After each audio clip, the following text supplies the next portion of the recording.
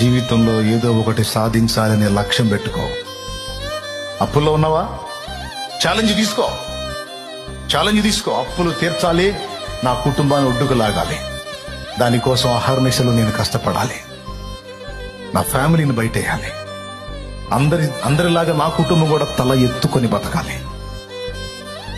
ఓ యవనస్తురాలా, నా తల్లిదండ్రి రెక్కలు ముక్కలు చేసుకుని సంపాదించి లక్షల డబ్బు నా ప్రారంభం నుంచి నా చదువుకి రూపాయి కూడబెట్టి నా టోటల్ చదువు కంప్లీట్ అయ్యేసరికి లక్షల్లోనే నా కోసం ఖర్చు పెట్టారు.